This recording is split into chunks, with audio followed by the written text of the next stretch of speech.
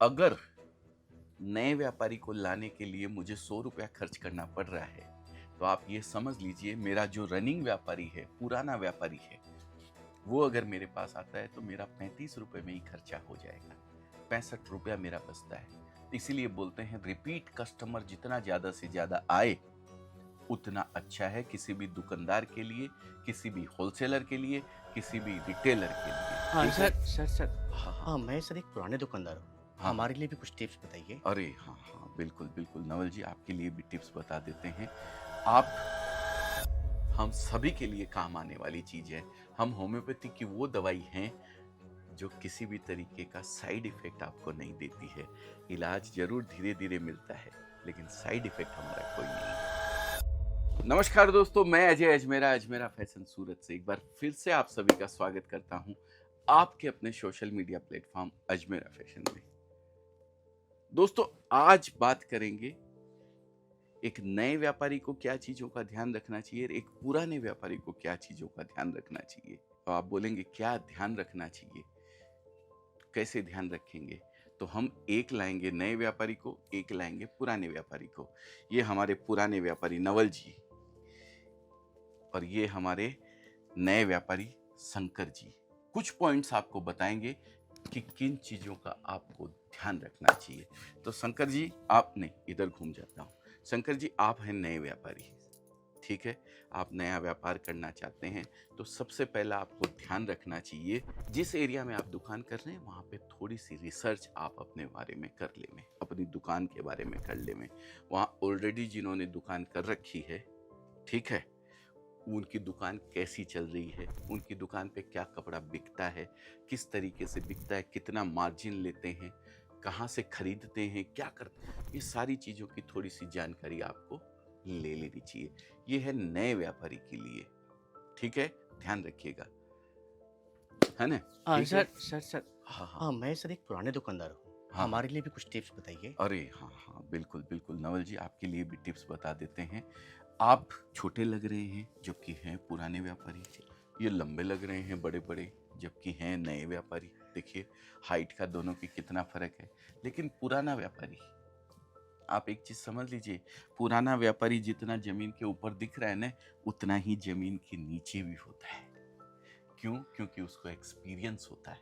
अब उसके एक्सपीरियंस में क्या करना है, इन चीजों का छोटा और बड़ा कोई नहीं होता है। सब ऊपर वाले की संतान है हम लोग, जी। है ना? जी। सब एक बराबर है।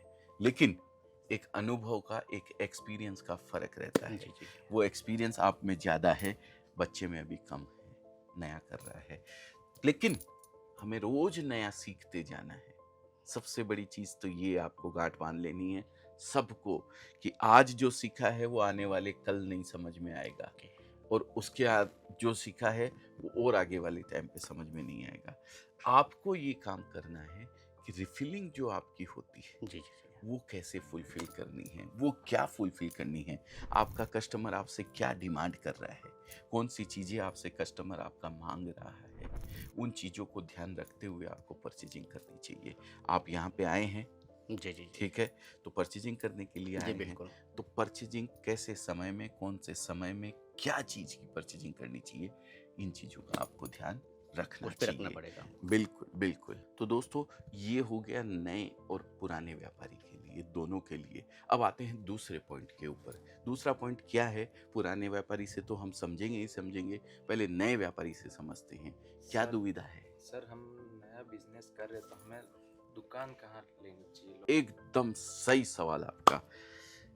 प्रीमियम लोकेशन होनी चाहिए। अब प्रीमियम होने का मतलब आपके पास पैसा कितना है वो भी तो देखना है, कि अमाउंट लगाने के लिए कितना है। बहुत भारी दुकान अपन किराए पे ले लेते हैं, बहुत ज़्यादा किराए वाली, तो सर्वाइव करना मुश्किल हो जाएगा, खर्चे ज़्यादा पालने भी नहीं हैं। लेकिन ये भी देखना है कि प्रीमियम लोकेशन से सट के अगर अपने को एक रीजनेबल रेट के अंदर दुकान मिलती है तो ज़रूर लेनी चाहिए। ये बिल्कुल भी नहीं सोचना चाहिए कि एकदम मैं कोने के अंदर ले जाके बैठ जाऊं, सस्ते किराए के अंदर मिल रही है और मैं वहां दुकान कर लूंगा तो मेरा खर्चा कुछ नहीं आएगा। अरे कस्टमर ही नहीं आएगा तो खर्चा बचा के क्या कर लोगे? तो लोकेशन भी देखनी है, लोकेशन का ध्यान रखना है।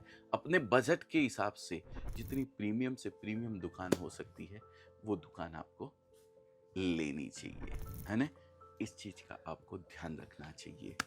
सर, हाँ हाँ मैं एक पुराना दुकानदार हूँ, पर मेरा लोकेशन कुछ हाँ बता हाँ, सकते हैं क्या बिल्कुल उसके बारे बिल्कुल में? बिल्कुल। आपकी लोकेशन में देखिए ऐसा है, आपको अगर लगता है कि यहाँ ग्राहकी कम है, जी, यहाँ ग्राहकी नहीं आ रही है, आपने रिसर्च किया मार्केट का आजू बाजू, आपने देखा गोमतीपुर में, लखनऊ का एक जी, जी, एरिया जी, है जी। गोमती नगर, जी, जी, गोमती नगर में ग्राहकी बहुत अच्छी जी, है, आलमबाग में कम है, कम है वहाँ। या आलमबाग में ज़्यादा है, गोमती नगर में कम है, या पत्रकारपुरम में कम है, तो आपको वो रिसर्च करके अपनी दुकान की शिफ्टिंग करनी चाहिए, दुकान को व्यवस्थित बनाना चाहिए। आपकी दुकान का लोकेशन के साथ साथ लुक भी कैसा है, इन चीज़ों का आपको ध्यान रखना मतलब चाहिए। वहाँ से हमको दुकान चेंज करना चाहिए, मतलब नहीं अगर चल रहा है तो? अगर आपको लग रहा है कम है जी, ग्राहकी, जी, जी। रिसर्च का जी, पार्ट है, जी, जी, देखिए जी। ये सब लोकेशन, मैं ये नहीं कहता हूँ कि भाई आप चेंज कर लीजिए, हो सकता है आपकी दुकान अच्छी लोकेशन के ऊपर जी, हो, लेकिन लुक आपने उसका सही नहीं दिया हुआ है, तो वो लुक भी आपको ध्यान रखना है कि उसको लुक को कैसे अच्छा बनाया जाए। लुक और लोकेशन दोनों चीज काम करती है। उसमें थोड़ा-सा काम करने की ज़रूरत है मतलब। बिल्कुल बिल्कुल, वो जरूरत है जी, या नहीं है, वो आपसे बेहतर कोई नहीं जान ओके सकता सर। है। मैं यहाँ बैठे आपको क्या बताऊंगा, मैं आपको रास्ते बता सकता हूँ कि इन इन के रास्तों के ऊपर आपको चलना चाहिए, जी, जी, जी। कौन से पे चलना है और मंजिल क्या है, वो आपको ज्यादा पता है। जी, जी, बिल्कुल सर। ठीक है ना। आते हैं कुछ और पॉइंट्स की ओर, जहां हमारे नए व्यापारी को क्या करना चाहिए। नए व्यापारी आप हैं शंकर जी, कम इन्वेस्टमेंट में आप रेंज ज़्यादा से ज़्यादा कैसे अपने कस्टमर को दिखा सकते हैं, इन चीज़ों का आपको ध्यान रखना चाहिए। इसको थोड़ा सा मैं विस्तार पूर्वक समझाने का प्रयास करूं तो आपको ऐसा नहीं करना चाहिए कि थोड़ा सा माल साड़ी का ले लिया, थोड़ा सा माल कुर्ती का ले लिया, थोड़ा सा माल लेगिंग्स का ले लिया, थोड़ा सा माल ड्रेस मटेरियल का ले लिया, थोड़ा सा माल। अब पैसा तो आपके पास कम है और चीज़ें आपने इतनी ले ली कि ना कुर्ती वाले को आप सेटिस्फाई कर पा रहे हैं, न लेगिंग्स वाले को सेटिस्फाई कर पा रहे हैं, ना आप सूट वाले को सेटिस्फाई कर पा रहे हैं। सब में 5-5 4-4 डिज़ाइन ले जाके आपने रख ली, तो आपकी दुकानदारी नहीं चलेगी। आपको फोकस्ड होके कुछ चीज़ों के ऊपर काम करना चाहिए। जैसे या तो साड़ी से शुरुआत करें, साड़ी से नहीं करें तो फिर ड्रेस मटेरियल से शुरुआत करें, या सूट जिसको बोलते हैं, या फिर शुरुआत करें कुर्ती से खाली, या कोई 2 सेगमेंट आपने ले लिए उनसे शुरुआत, क्योंकि कम इन्वेस्टमेंट में जितना ज़्यादा से ज़्यादा रोटेशन घुमा सकते हो उतना घुमाना चाहिए। सर, हमारे हाँ, लिए भी कुछ टिप्स चाहिए था सर। बिल्कुल आप बिल्कुल कैसे बिल्कुल, सर? आपके लिए तो दे ही देंगे। आप नहीं है तो हमारा व्यवसाय कैसे चलेगा। देखिए, पुराना व्यापारी अगर नए व्यापारी को लाने के लिए मुझे 100 रुपया खर्च करना पड़ रहा है, तो आप ये समझ लीजिए मेरा जो रनिंग व्यापारी है, पुराना व्यापारी है, वो अगर मेरे पास आता है तो मेरा 35 रुपये में ही खर्चा हो जाएगा, 65 रुपया मेरा बचता है।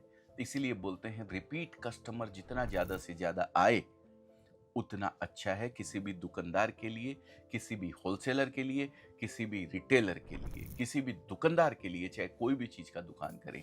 आप तो हमारे पुराने व्यापारी हैं, आपको हम कैसे भूल सकते हैं। आपके लिए जी सर।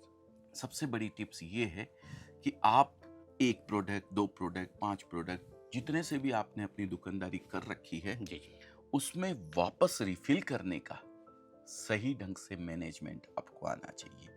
वापस रिफिल करने का तरीका मैं आपको बताऊं, थोड़ा सा डिटेल में समझा दूं। जी, जी। आप बोलेंगे रिफिल क्या है, हमने तो पेन के अंदर वो रिफिल लगती है वही देखी है जी, आज जी। तक, ये आप कौन सी रिफिल की बात कर रहे हैं। तो मैं बात कर रहा हूँ रिफिलिंग की। आप कितनी भी अच्छी गाड़ी ले लें, आपने मर्सिडीज ले ली, जी, जी। पर पेट्रोल तो उसके अंदर डलाना पड़ेगा ना, समय जी। समय पे खाली होने वाला हो। आपने कितनी भी बड़ी दुकान कर ली, कितने भी अच्छे मैन्युफैक्चरर से आप जुड़ गए, अजमेरा जी से जुड़ गए बोले, जी, जी। या किसी और से जुड़ गए, अरे तो भाई अब कपड़ा आपके यहाँ क्या बिक रहा है, उसको कैसे रेंज को मेंटेन करना है, वो तो आपको पता है ना। वो सारी चीज़ की जानकारी तो आपको है। अभी आने वाला सीजन, 10 साल हो गए आपको दुकान किए हुए, अब तीजा वाला कपड़ा मेरे को लाना है, अब मेरे को राखी वाला लाना है, अब मेरे को दुर्गा पूजा का लाना है, अब दीपावली पे बिकने वाला कपड़ा लाना है। इन चीज़ों का आपको विशेष ख्याल रखना चाहिए। सही समय पे सही कपड़ा आपकी दुकान पे आए और बिके। देखिए, दोनों का एक ही चीज़ है, ज़्यादा से ज़्यादा कपड़ा बिकने का। जी सर। दोनों का लक्ष्य एक ही है, पर रास्ते दोनों के अलग अलग हैं, है ना। तो ये आपको विशेष ख्याल रखना चाहिए। आते हैं आगे कुछ पॉइंट्स के ऊपर। नए व्यापारी के लिए मार्केटिंग तो करनी जरूरी है। मैंने मार्केटिंग का पॉइंट तो बता दिया कि रिपीट कस्टमर अगर आपके पास आता है तो आपका खर्चा 35 रुपये ही लगता है, 100 नहीं लगता है। और नए व्यापारी को बुलाने के लिए आपको 100 खर्चा करना पड़ता है।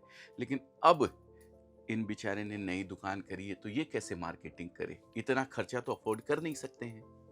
तो इनके लिए सबसे बढ़िया साधन है, फेसबुक तो चलाते हो ना आप, जी सर। है ना, इंस्टाग्राम भी चलाते हो, उसी के ऊपर मार्केटिंग कर दो। अपने को जरूरत नहीं है कोई पैसा खर्च करने की, फिल्म में ऐड लगाने की, टॉकीज में ऐड लगाने की, पेपर में वो बड़ा सारा ऐड देने की, है ना। अभी अपने को फ्री वाली मार्केटिंग कैसे हो सकती है उसके ऊपर ध्यान रखना है। सोशल मीडिया सबसे बढ़िया जरिया है मार्केटिंग करने का।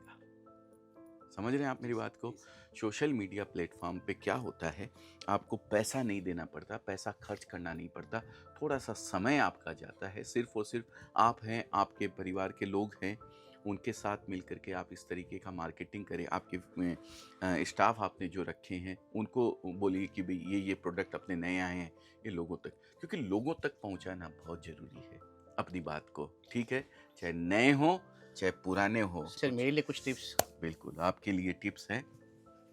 आप पुराने हैं, जी आपको ये ध्यान रखना है कि रिपीट कस्टमर कैसे आपके पास आए ज्यादा से ज्यादा, जी इस चीज का ध्यान रखना है। अब आपको एक बजट बनाना चाहिए अपनी सेल का। सेल तो आप करते जी हैं, बिल्कुल ठीक है। जी अब सेल आप करते हैं तो आपका एक बजट नक्की होना चाहिए कि मुझे 10 रुपया साड़ी के पीछे मिलता है तो मैं 1 रुपया साड़ी के पीछे वो खर्चा करूंगा जिससे नए व्यापारियों तक कैसे अपनी पहुंच बना सकूं। जी ठीक है ना, इस चीज का विशेष ख्याल रखना चाहिए। एक बजट आपको बना लेना चाहिए और उस बजट का खर्चा आपको अपने नए नए व्यापारियों तक पहुंचने के लिए उसको आपको करना चाहिए।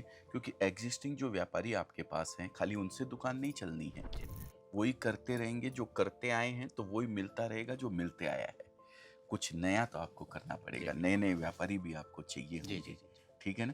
तो नए व्यापारी के लिए सबसे बढ़िया तरीका है कि आप अपनी मार्केटिंग का एक बजट बना ले कि इतना रुपया मेरे को मिलता है तो इतना रुपया मैं मार्केटिंग पे खर्च करूंगा, लोगों तक पहुंचाने का प्रयास करूंगा अपनी बात को, अपने में जो प्रोडक्ट में लाके रखा हूं उसको, और उस बजट के अकॉर्डिंग आप अपना खर्चा करें, नए नए व्यापारी अपनी दुकान पे बुलाएं।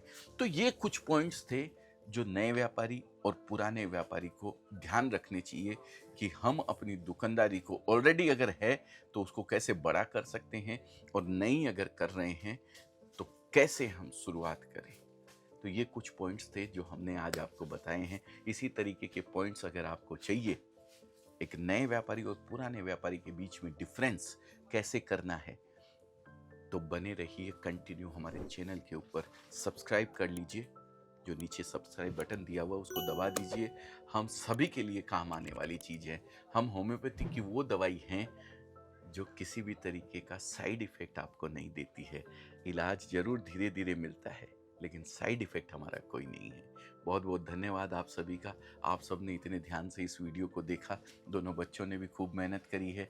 एक नया व्यापारी, एक पुराना व्यापारी, हम सब ने मिल करके एक मैसेज आप तक पहुंचाने का प्रयास किया है। उम्मीद करते हैं वो मैसेज पहुंचाने में हम सक्षम हो पाए हैं, वो मैसेज सही ढंग से आप लोगों तक पहुंचा पाए हैं। कुछ भी कमी आपको लगी हो तो ज़रूर नीचे कमेंट करके हमको बताएं, तो अगली बार नवल जी, शंकर जी और मैं उसको सुधारने का प्रयास करेंगे और भी कुछ पॉइंट्स आप तक लेके आने का प्रयास करेंगे। बहुत बहुत धन्यवाद। आपका दिन शुभ हो, मंगलमय हो। ऐसी मंगल कामना के साथ इस वीडियो को यहीं विराम करते हैं। फिर मिलेंगे किसी नए वीडियो में नई जानकारी के साथ। तब तक के लिए जय हिंद, जय भारत।